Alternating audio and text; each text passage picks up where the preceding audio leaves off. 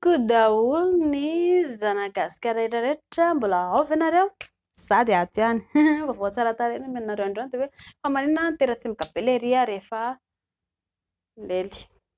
Ina dia natoraly iny. Tsisy maharatsy an'izany. Antony dia satria aina no mivoaka ao anatin'ny lataklisany ao. Dia mbola averiko amin'ny lisany ihany tady tsara fa rehefa mifandimby karazam-behivavy maro lisany ny vehivavy dia mifoka aina avy amin'ny lisany ao.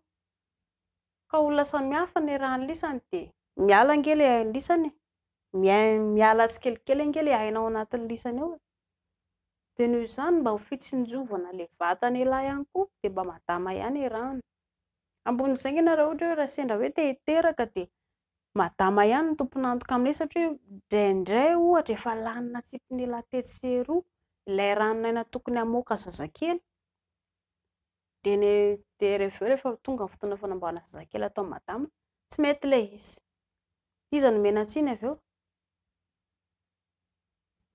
Ka ilay hoe tsempoka dia ina efa natoraly ina tsisy maharatsy an'izany fa ho an'ny lisany mba jereo ny vatan'ny lisany fa aza dia entin'ilay hoe zahako tanora, zahako matanjaka, zahako ny lehilahy tsisy mahavita ohatrana. Tonga amin'ny faha-efapolo taona eo lisany dia manenina amin'izay. Marary ny valany, voan'ny hernie, voan'ny prostate, malemilemy lava mangorangorana, marary vavony, marary ny atoko, marary an-doha lava ohatran'ny faniny. Anisany daholo izany satria lisany tamin'ny andro fahatandrona dia manararoapaty. Izay ilay hoe manararoapaty. Tsy mahay mitsinjony ho avy fa ny androany ihany no fantatra. Ekena hoe araroto ho fatan'ny iny aloha tsy maninona iny. Fa mila mandinika amin'ny vatanao ianao, ianao ihany no tompony antoka amin'ny maha izy ianao. Madama koa nge na izany na izany ary eo ihany. Fa raha ohatra lakazatra hoe misotro toaka lava sy manao an'izao rehetrarehetra izao, anisan'ny mampalemy ny taolan'ny lahy koa nge izany. Dia avy eo lasa tsy mahavita ilay zavatra tokony atao. Fa ny hatsembohana dia iny efa natoraly iny tsy misy olana izany raha ohatra ka tsemboka foana ilay lahy.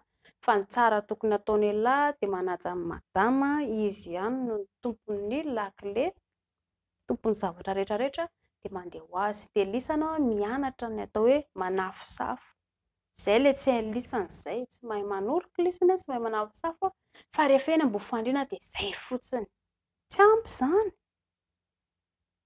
Amin'ny andavanandro dia mila mianatra an'izany ihany koa ny lisany fa tsy hoe ilay eny ambony-fandriana ihany. Kilalao anie ilay atao eny fa tsy voatery hoe eny foana akory. Dia izay.